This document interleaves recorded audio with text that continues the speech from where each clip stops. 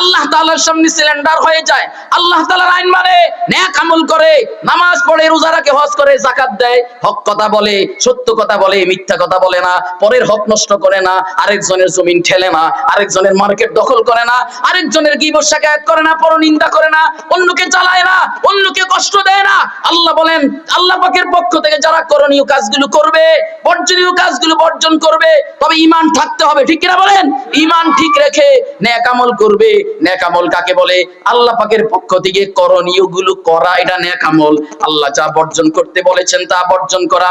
যারা এই কাজটা করবে, ফালানুহিয়ান্নাহু হায়াতান তাইয়্যিবা, আল্লাহ তাদেরকে নগদ দুনিয়াতে পুত পবিত্র জীবন দান করবে। সুবহানাল্লাহ। এই জন্য আল্লাহর প্রেমিক জানা, আল্লাহ তাআলার সাথে যাদের প্রেমের সম্পর্ক, তারা মজা পায়, তারা কোরআন তেলাওয়াত করে মজা পায়, তারা নামাজ পড়ে মজা পায়, তারা রোজা রেখে মজা পায়, তারা সত্য কথা বলে মজা পায়, তারা আল্লাহ তাআলার আইন মেনে মজা পায়। আর যাদের ভিতরে রোগ আছে, যাদের ভিতরে আল্লাহর প্রেম ভালোবাসা নাই, যারা শুধু কেবল দুনিয়া দুনিয়া দুনিয়া নিয়ে ব্যস্ত থাকে, যারা শুধু কেবল গদি গদি, গাদিও দিছে আল্লাহ, গদিও দিছে আল্লাহ, কয় দিনকে লাথি মারো, গদি নিয়ে ফাল মারো, কয় না না, আল্লাহ বলেন আমি যখন ধরবো তখন আর ছাড় পাবি না, ঠিক কিনা বলেন? আল্লাহ বলেন যখন ধরবো তখন কিন্তু ছাড় পাবি না। এই জন্য আমার ভাইরা, আল্লাহ পাকের পক্ষ থেকে করণীয় কাজগুলো আমরা করব, বর্জনীয় কাজগুলো বর্জন করব। রাজি আছি তো ইনশাআল্লাহ? করলে লাভ কি? আল্লাহ আমাদেরকে পুত পবিত্র জীবন দান করবে। কেমন পুত পবিত্র জীবন? কয় বান্দা রোগাক্রান্ত অবস্থায় আছে, বান্দার ভিতরে প্যারালাইসিস, অবশ, বাত ব্যথা, প্রেসার, ডায়াবেটিস সহ বিভিন্ন ধরনের বালা মুসিবত বান্দারে ধরছে। এরপরেও বান্দা এই কথা বলে শান্তি অনুভব করে যে আমার আল্লাহ আমাকে যে এগুলো দিয়েছে, আল্লাহ আমার দিকে রহমতের দৃষ্টিতে তাকাইয়া আমাকে এগুলা দিয়েছে, ঠিক কিনা? আল্লাহ আমার মর্যাদা বৃদ্ধি করার জন্য দিয়েছেন, আল্লাহ আমার গুনাহ মাফ করার জন্য দিয়েছেন, আল্লাহ আমাকে সতর্ক করার জন্য দিয়েছেন, আল্লাহ আমাকে আল্লাহর দিকে দৌড়াবার জন্য দিয়েছেন। এই জন্য আল্লাহ আমাকে বিপদ আপদ বালা মুসিবত দিলেও আমার কোনো সমস্যা নাই, কথা বলেন ঠিক কিনা? আর যাদের ভিতরে রোগ আছে, যাদের ভিতরে আল্লাহর প্রেম নাই, তারা বলে কি আমার এত রোগ, আল্লাহকে আমারে দেহে ওই বেটারে দেখে না, কত গানাকা, আল্লাহকে আমারে দেহে ওই বেটারে দেখে না। 10 বছর হইছে বিবাহ করছে, সন্তান টন্তান হয় না, এই কবিরাজ ওই কবিরাজ, ওই ডাক্তার ওই হুজুর ঝাড়ফুঁক কত কিছু করে, বাচ্চা হয় না। এবার কে বা কারা বুদ্ধি দিছে? যাও অমুক হুজুরের কাছে, গেল অমুক হুজুরের কাছে, ঝাড়ফুঁক করে দিছে, তাবিজ লটকায় দিছে, আল্লাহ পাকের ফয়সালা হইছে, বাচ্চা দুনিয়াতে চলে আসছে। এবার এই বাচ্চা 1 বছর 2 বছর 3 বছর পর্যন্ত হায়াত পেয়েছে, কিছুদিন পরে বাচ্চারে রোগে ধরছে, বাচ্চা দুনিয়া থেকে চলে গেছে। এবার বলে বিবাহ করছি 10 বছর হয়েছে, বাচ্চা তো হয় না, যাও একটা হইছে, আল্লাহ আমারটারে দেখছে। আরে কয়নি কয়নি, যাও একটা হইছে, আল্লাহ আমারটারে দেখছে। এই কথা বলে আল্লাহ রাব্বুল আলামিনের উপরে প্রশ্ন উঠায়। অথচ ছিল কি রাজাবিল কাজা, আল্লাহ যেমন ফয়সালা করেন, আল্লাহর ফয়সালার উপরে সন্তুষ্ট থাকা আর মনে শান্তি অনুভব করা, এটাই ছিল বান্দা হওয়ার দাবি, ঠিক কিনা?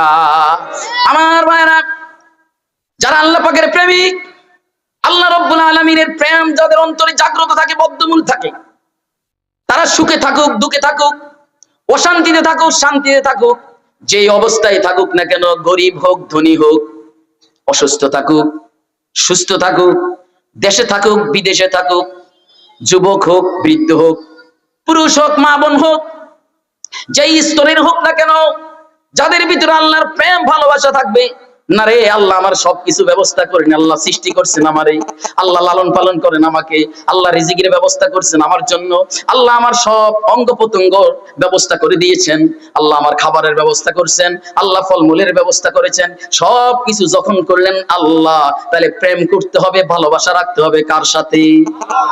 আল্লাহ তাআলার সাথে। এই জন্য শান্তি অনুভব করে, শান্তি এমন শান্তি অনুভব করতে থাকে যারা আল্লাহ তাআলার পক্ষ থেকে করণীয় গুলো করে আর বর্জনীয় গুলো বর্জন করে। ওয়ালা নাজজিয়ান্নাহুম আজরাহুম বিআহসানি মা কানু ইয়ামালুন। পাশাপাশি আল্লাহ রাব্বুল আলামিন বাকি রেখেছেন, মহা পুরস্কারে পুরস্কৃত করবেন। দুনিয়াতে হলো নগদ পুত পবিত্র শান্তির জীবন দিবেন, আর আখেরাতে হলো বাকি মহা পুরস্কারে পুরস্কৃত করবেন। কই কেমন মহা পুরস্কারে পুরস্কৃত করবেন? বান্দা আল্লাহ তাআলার সাথে প্রেম খেলা খেলতে খেলতে এমন পর্যায়ে পৌঁছে যায়, কয় ফরজ নামাজ তো পড়েই, ফরজ ইবাদত বন্দেগী তো করেই, কয় বান্দা নফল ছাড়ে না, সুন্নত ছাড়ে না, এমনকি তাহাজ্জুদের নামাজ ছাড়ে না। রাত 4টা বা 3:30 হয়ে গেলে প্রেমের টানে বান্দার ঘুমাই থাকতে পারে না, ঠিক কিনা? যুবক, তুমি যুবতীর সাথে প্রেম করো, সারা রাত জাগরণ থেকে, জাগ্রত থেকে তোমার মোবাইল হাতে নিয়ে এক হাত থাকে কানে, আর তোমার প্রেমিকা থাকে তোমার মনে।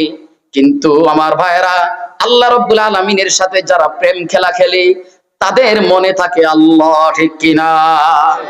আল্লাহ পাকের কখন হুকুম, কোনটা করা লাগবে, কোন কাজ করলে আল্লাহ খুশি হন, রাজি হন, সন্তুষ্ট হন, সেই কাজ করার জন্য ব্যতিব্যস্ত হয়ে যায়। এই জন্য ভোর রাত্রে উঠে আর দেরি নাই, স্ত্রীকে জড়ায় ধরে শুয়ে আছে, ভাই তুমি তো হলো নকল প্রেম, আমার মূল প্রেম আল্লাহর সাথে। কথা বলে না কেন? কারণ তোমাকেও সৃষ্টি করেছেন কে? তোমাকেও সৃষ্টি করছেন আল্লাহ, তোমার সাথে প্রেমের সম্পর্ক বৈধ পন্থায় করে দিয়েছেন আল্লাহ। সুতরাং তোমার সাথে সব সময় নকল প্রেম নিয়ে ব্যস্ত থাকলে কাজ হবে না। আমি আমার আল্লাহর সাথে আসল প্রেম নিয়ে ব্যস্ত থাকি। সুবহানাল্লাহ। শরাবে মোহাব্বত পিলা দে খুদায়া, मोहब्बत की आतिश जला दे खुदाया, गुनाहों का कश्ती डुबा दे खुदाया, तू दरियाए रहमत बहा दे खुदाया, मेरे दिल से पर्दा उठा दे खुदाया, तू अपना तजल्ली दिखा दे खुदाया। আল্লাহ, তোমার সাথে প্রেম খেলা খেলতে আমার অন্তরে শান্তি লাগে।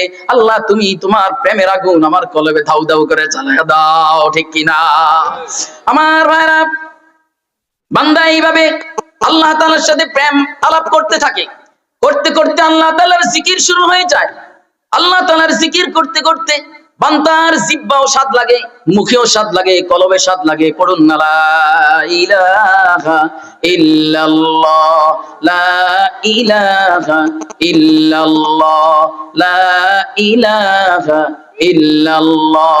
হযরত মুসা কালিমুল্লাহ আলাইহিস সালাতু ওয়াস সালাম আল্লাহকে বলেন, আল্লাহ তুমি আমাকে এমন একটা কালেমা শিক্ষা দাও যেই কালেমা পড়ে তোমার সাথে চূড়ান্ত পর্যায়ের প্রেম আলাপ করতে পারি। আল্লাহ বলেন বেশি বেশি পড়ো লা ইলাহা ইল্লাল্লাহ। মুসা কালিমুল্লাহ বলেন, ইয়া রব্বে কারীম, আদম নবীর কালেমায়ে তয়্যিবা লা ইলাহা ইল্লাল্লাহ, দাউদ নবীর কালেমায়ে তয়্যিবা লা ইলাহা ইল্লাল্লাহ, নূহ নবীর কালেমা লা ইলাহা ইল্লাল্লাহ, ইব্রাহিম ইসমাঈল নবী সবার কালেমা